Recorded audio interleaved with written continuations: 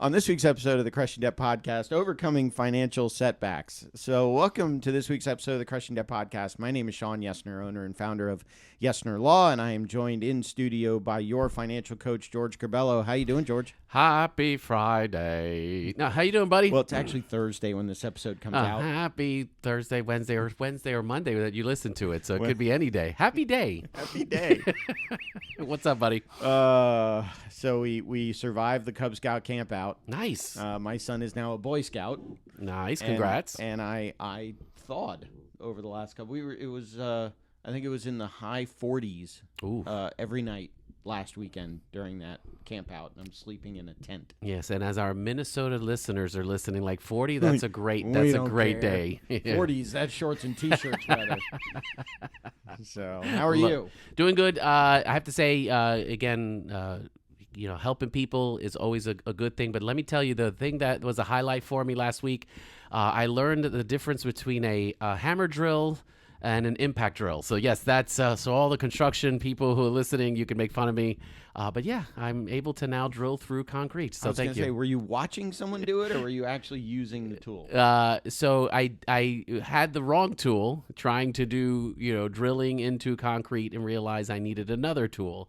So this beautiful thing called Google and YouTube was able to tell me the difference. And I was like, oh, I need another tool. So that was my enlightenment period itself. So I'm very happy about that. I went on a deep dive last night on YouTube. It started with watching some guys playing drums, and then it went to different bands. Then it went to, have you ever heard? It's totally off topic, but it was fun. So there's a group. It's on YouTube. They do a cover of Toto by Africa. Okay. But it's a heavy metal cover. Have you ever heard it?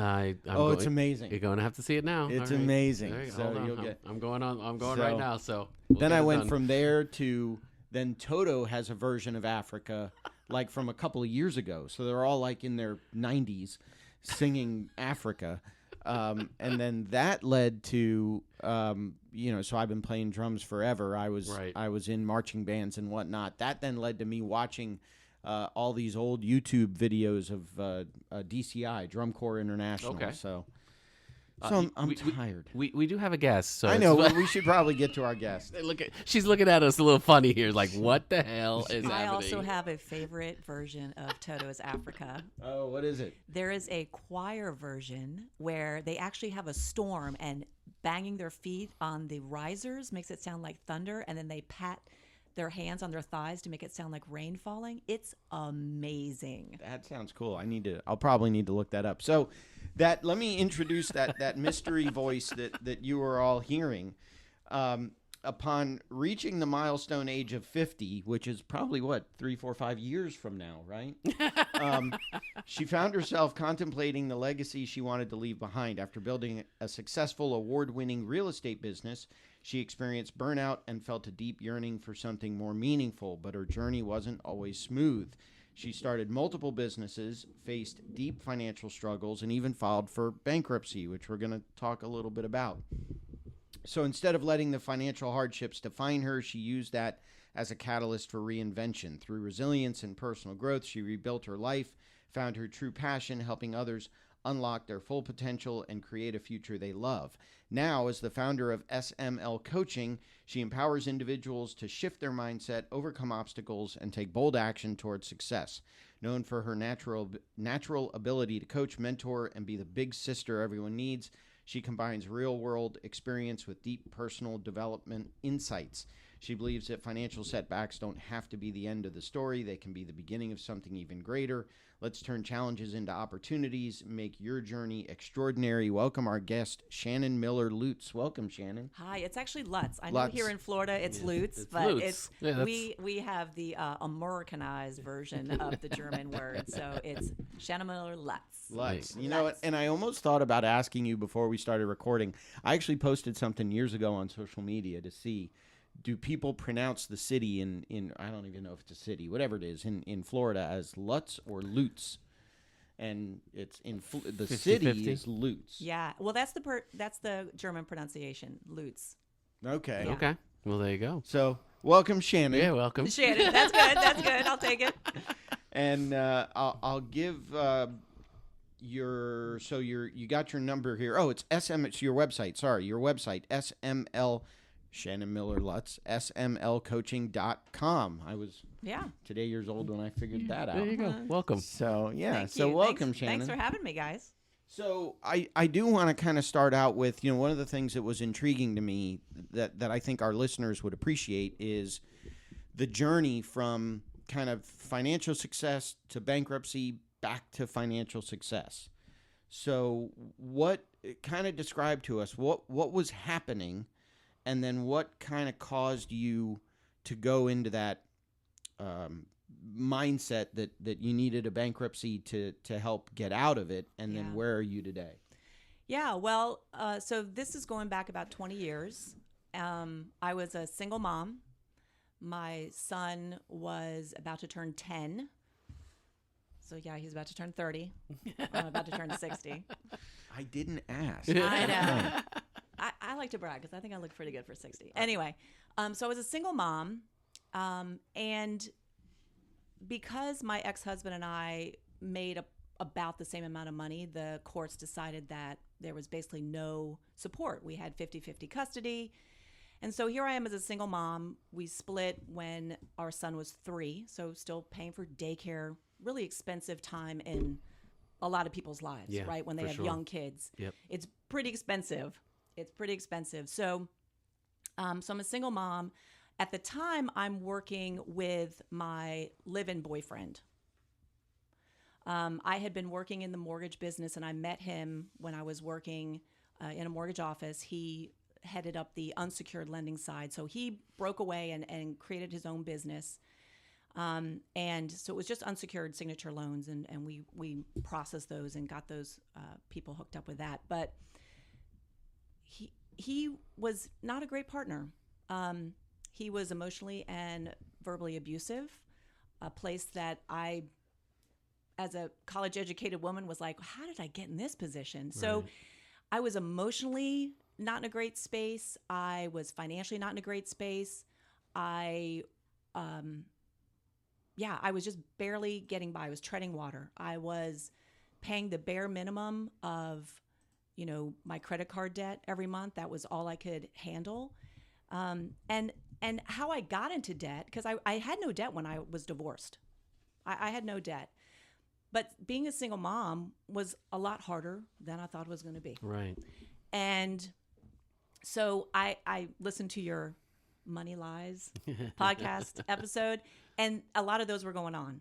Like, I'll figure it out.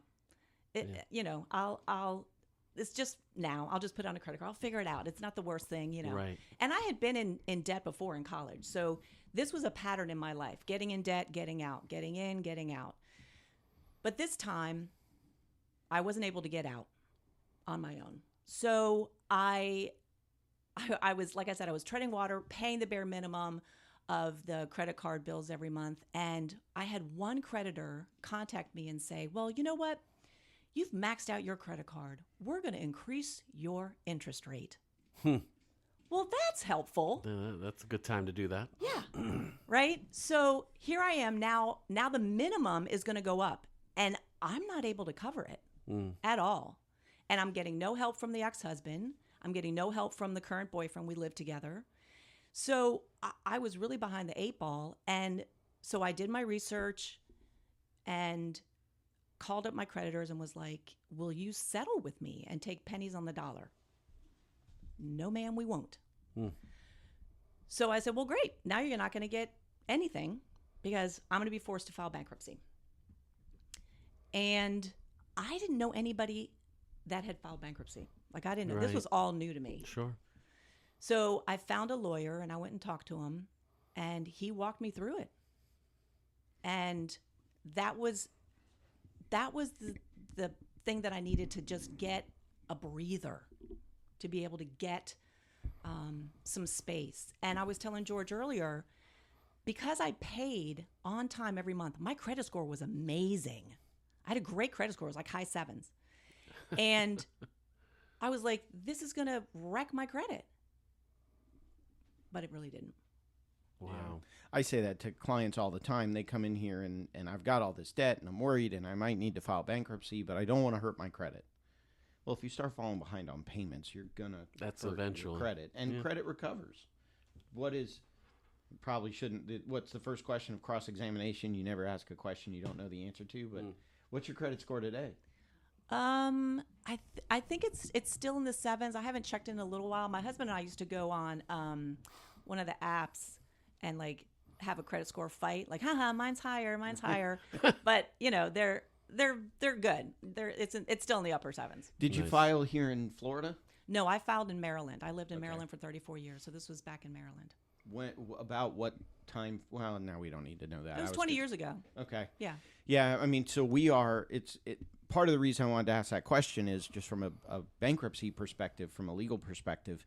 We're recording this episode in 2025. We are at the 20-year anniversary of the last major amendment to the bankruptcy code. Do you remember when you filed for bankruptcy? Did you have to figure out a means test? Did you have to provide 6 months of income prior to filing? Do you remember any of that? I don't remember too much, but I do remember that I was really concerned about my life insurance and any assets that I did have, if I could protect any of them. And so I was able, because life insurance, and I had a son that was the beneficiary, so I was able to hold on to that. That was my biggest concern. Okay. I did own a house at the time with the crazy ex, but I was only on the deed, not the note.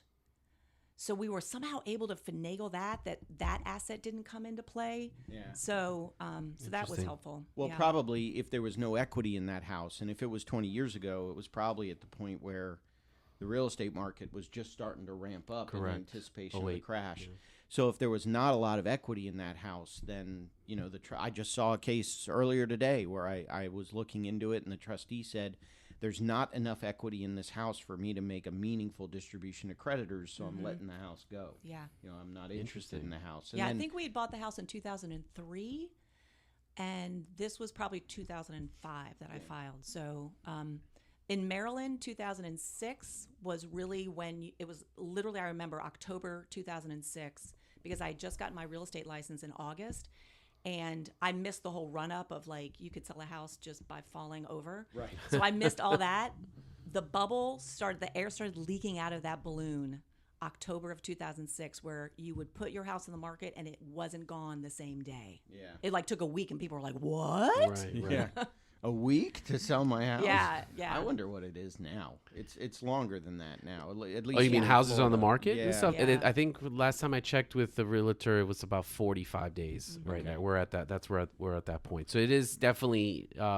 There's more inventory, or at least more availability. At least here in Florida as well, we're starting to see that too. Yeah, and again, it's Maryland versus Florida, so different states, different exemptions, different assets you can protect. Sure. If it's a term life insurance policy, you can protect that because it's got no cash surrender value. It's just you pay, and if you die, the beneficiaries get the money. So typically, I don't worry about life insurance policies. If it's a whole life policy or an investment type policy, Florida says those are exempt. So Florida, you could protect. That's the type that it was. Okay. Yeah. So either Maryland must say the same thing then, and which makes sense. I mean, it's not money that your heirs are going to get until you die. It's a future, and it's for their benefit. Correct. It's not for your benefit. Right. So it makes sense that most states would exempt it. But if you're in Maryland, check with a Maryland attorney. Disclaimer: check with a Maryland attorney. Don't file bankruptcy. Sean said. Yeah, Sean said I didn't have to do anything with my life insurance. So you file bankruptcy. You come out the other side. What happens after that? Well, like I said, it gave me a little bit of breathing room. So in 2006, I left said crazy ex-boyfriend and was able to secure an apartment because my credit really didn't. You had a good score. I had a good score. And I remember the property manager, I was very upfront. I said, look, I have a bankruptcy, but I here's what I have in savings. I was able to start saving money over that year. Sure. Right? And he was like, yeah, I'm not really concerned. You have a good score. So I was able to secure an apartment, which was great. And then right after that, I got my real estate license. So then I start this real estate career in a not great market. But as a single mom, I had no choice but to succeed. It took a couple years to really, really get going. But this gave me a lot of flexibility to be home with my son. You know, I think single parents, it's hard. Yes. It's hard, really hard. And so it gave me the flexibility to be able to be home in the afternoon with him when he got home from work or home from school. And I would say, hey, what's your homework? And like I get a snack. And if I had to go out and show houses, I could do that, or I could work from home. So I was like, I got to make this work. So by 2009, my business really took off. And I remember talking to my broker the summer of 2009, like June, July. And I had 6 buyers I was working with. And I would take 3 out on Saturday and 3 out on Sunday. I would show each one of them 6 houses. So I was showing almost 20 houses every day. Wow. It's a lot. Yes. And I said, and at the time, I had picked up a temp job because I had run out of savings at that point, and I picked up a temp job just to help, get some food on the table. Sure. The moral is do whatever you got to do. Yeah, hustle's real. Hustle's real. I got you. Okay. Yeah. So I said to my broker, I am so busy and so broke. Something's got to give. Right. And he said, just keep doing the activities. The results will follow. Stay consistent. Yep. Stay consistent. I love it. So I got most of those people under contract. And I remember August of 2009, I had my first month, 5-figure month of GCI, which is gross commission income in real estate. So I made like $30,000 that month. And I was like, oh, I get it now. I get the possibility of real estate. And a month later, I married my current husband. And we were so excited that I finally made some money because we were having the wedding at the house. And I was like, we got to buy some shit for the house to make it look good for this wedding. So I finally made some money. So we were really excited. And after that, my business took off. And by 2017, that was my best year in the business. My GCI, now this is gross commission income, before the split with the broker, before all your expenses, before your taxes, it's just gross commission that you have generated, was $480,000. Wow. Now, I had never made so much money in my life, and I looked really good on the outside. People wanted to be me, but on the inside, I was miserable. I was burnt out. When you say the hustle is real, that was too much hustle. Yeah. That was too much hustle. When you're working nonstop and you are in a constant state of stress and never can get out of it, your adrenals are shot. I was ignoring my health. I wasn't working out. I wasn't eating good. Yeah. I was skipping meals or eating, crappy food. Right. I wasn't present in my relationships. If I was sitting on the couch with my husband, guess what? I had a computer in my lap. I worked on my honeymoon. I worked on every vacation. This is what real estate agents do. And I think people think we just like sit back and like make the big bucks. We work unreal hours. But what I want to talk about is, you can see this journey of bankruptcy to like making more money than I ever made. And I thought that money would fix everything. Yeah. You should be happy, right? Yeah. All right, what's wrong? Like you're doing really well, and everything's going, and yet something's still missing. Something's still missing, and it's really about your identity. Sure. So I was telling George before, I didn't tell anybody that I filed bankruptcy for years. I was ashamed. Yeah. I was ashamed. Yeah. Like, what would people think of me? My identity was wrapped up in I screwed up.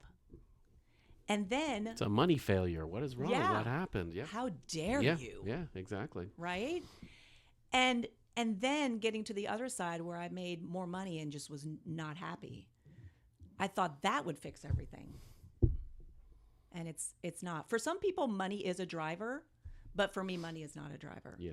And you really have to figure out what it is that's going to make you happy and give you fulfillment. Because happy is kind of it's a relative. That's a relative word. Say it's subjective. It's what your definition of happy with what you have is going to be very different from either one of us. So I think, and a lot of people today, we think you're right. Money equals happiness. More money I have, of course I'm going to be happy itself. And it's like, we had some great philosophers, more money, more problems, right? Like, so it is real. But I think, trying to acknowledge that when we're in a society where it's consume, consume, consume. And if you're not consuming, you're not doing your part. And I think that's where, again, that's where the stress comes from. There goes the shame, where I can't buy that. Well, for me, it's interesting, all the things that Shannon's bringing up that I hear from clients all the time. I mean, I told client yesterday, you're beating yourself up too much. Mm-hmm. Don't beat yourself up. Stuff happens. Bad stuff happens to good people. That's what bankruptcy's for. Don't worry about it. Yep. Let's get through it. Pick yourself up. Dust yourself off. And let's move on. You're being way too hard on yourself. Yeah. A lot of the story reminds me of the podcast the episode we did last week about, we analogized your credit card debt to a crazy ex. And so you got both. Yeah. You got credit card debts and crazy exes. Yeah, I did.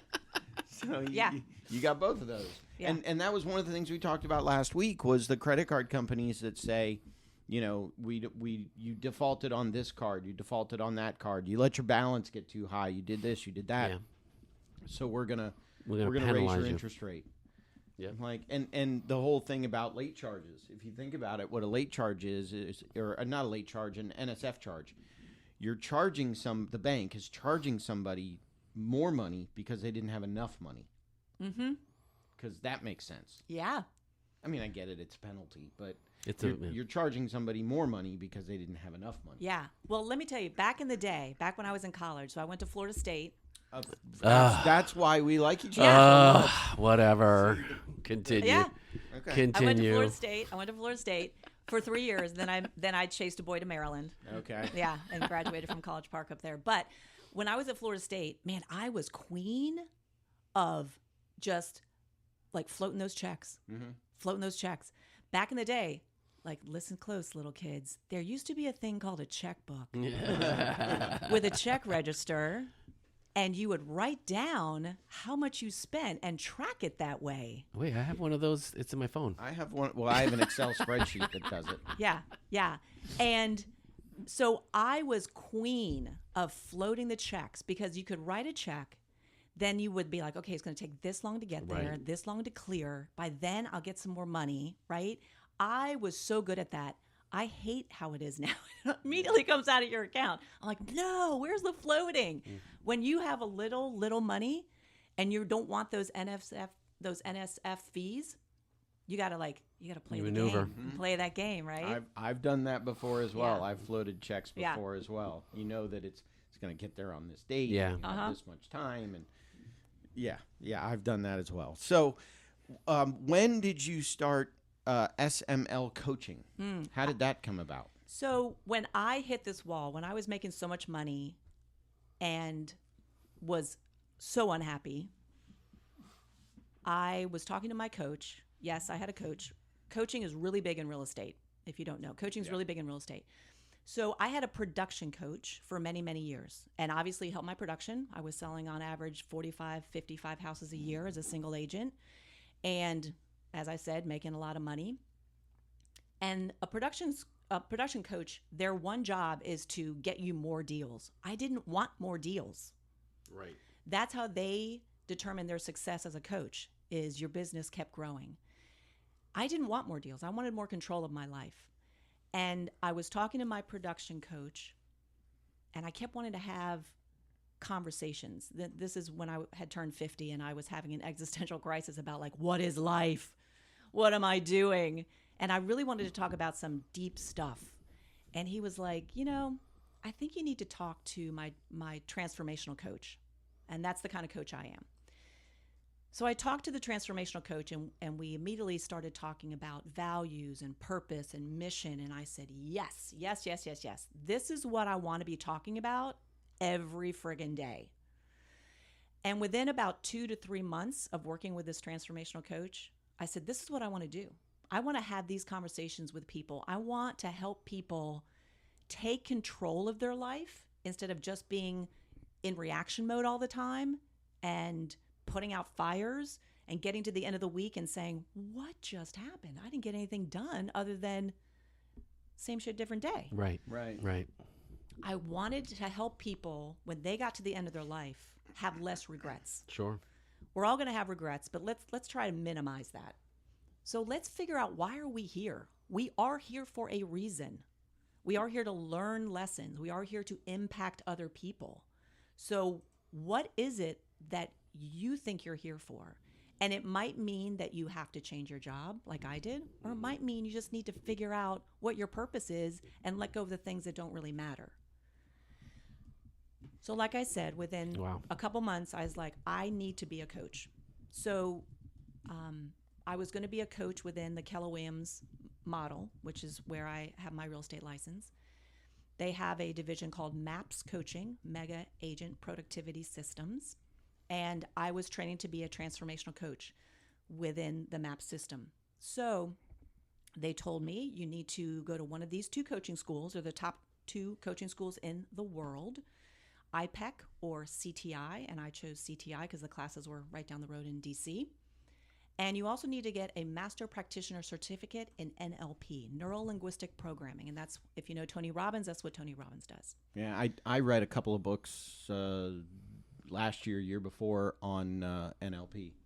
Yeah, so it's really, really interesting. Yeah, to boil it down for people that don't know what that is, it's basically just identifying patterns and breaking patterns that don't serve you and creating patterns that you want to have more of in your life. So I did all this in 2019.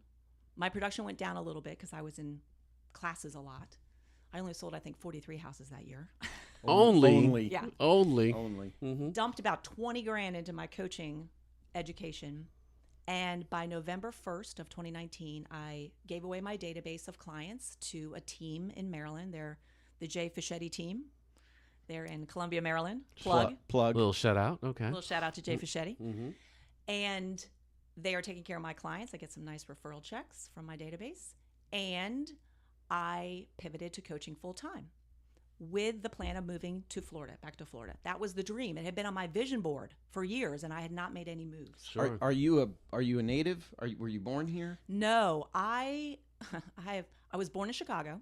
Okay. My dad just retired from Chicago and now lives full time in Michigan. But my family's from Chicago. My mother's and father's go back generations. So you went. How did you get to FSU? Yeah. Chicago, then Nashville.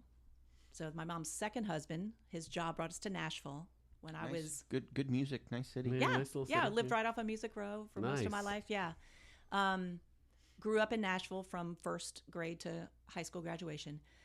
I love music, not country music, Broadway music. There you go. So I wanted to major in voice.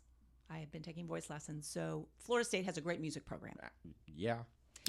We had a family friend who was a pretty well-known actor and trombonist in Nashville. And he said, you need to check out FSU. So I did, auditioned. My grades were not good enough for out of state.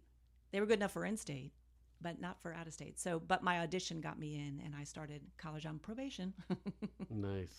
And like I said, went there for 3 years and then chased a boy to Maryland. So nice. Well, so I was. I know we're off topic a little bit, but I was an accounting major at FSU. Sexy. But I was in Marching Chiefs. Oh, so nice. I would hang out in that lobby in the School of Music. Yeah. That's where we would all hang out on campus. Yeah. And because at the time, all of my friends, everybody was in Chiefs. Yeah. And so I'd get done with my classes at the College of Business, and then I'd wander across campus to the College of Music and hang out with all my friends. Yeah. So. Well, the instrumentalists and the vocalists were different animals. Yeah. We didn't really No. cohabitate. Like, I dated a saxophonist for like a hot second. I was like, no, he irritated the shit out of me. So that I agree with you. Although I'm surprised I'm not going to say the joke. We'll get canceled if I say the joke. Let's I wanted not to do say. that. I'll tell you the joke off air. Okay. Or maybe we'll put the joke on Patreon. You can go find it behind the paywall. Nice. So anyway, we went off on a tangent. I did want to go back though to your website. So it's smlcoaching.com. Your email address is shannon@smlcoaching.com. I'll put all that in the notes. But again, here, certified positive intelligence coach, NLP master practitioner, certified hypnotherapist. MER Master Practitioner, Certified Professional Coactive Coach, member International Coaching Federation, Professional Certified Coach, member of the Association of Integrative Psychology. So you've got a couple of letters after your name. I have a lot of letters after my name. Yeah, coaching is kind of an unregulated field, and a lot of people can call themselves a coach and not have any coach training, and they just like, I'm a life coach, because that's basically what I am. But I hate that term because so many people just decide they're going to be a life coach without training. And if I see one more ad on Facebook that says, become a life coach for $25, like I said, I sunk 20 grand into my education, top notch education. Sure. I did download, as we were talking, I don't know if I was allowed to or not, but I did download your free stress reducing checklist, because it says, whether you're an overwhelmed realtor or a woman feeling completely out of control, this is for you. I am neither a realtor or a woman. What? Although I do feel out of control. Yeah. Well, that's kind of my two target audiences is real estate agents. I help them either grow their business like I did or work on their mindset, because like I said, it's crazy making. But another one of my passions is like my past, being a single mom, feeling out of control. A lot of coaches, or most coaches, like you, George, they coach what they know, what they're passionate about, the experience that they've had. They have experience that they can share with you to help you get through this chapter in your life. And look, it is a chapter. Speaking as a almost 60-year-old, I think back to just 30 years ago when I had my son, and I'm like, I was a completely different person. Yeah. So, yes, whether you are a real estate agent needing help or someone that just feels like, is this life? Because if this is it, no, adulting is not for me. I can help you. Yeah. Or if you're an accountant or a lawyer, like Sean. You can update it. Say whether you're an overwhelmed realtor, a woman feeling completely out of control, or an FSU alumni bald attorney with an undergrad degree. This is for you. It's very specific. They do say to niche down, so get very specific about who you're targeting as your ideal client. So that's perfect. I won't give everything away. If you want the free download, go get it. But there's some cool stuff on here. Mindset reset. I love the reminder at the end. You can't pour from an empty cup. Take care of you first. Nice. I love that. Yeah.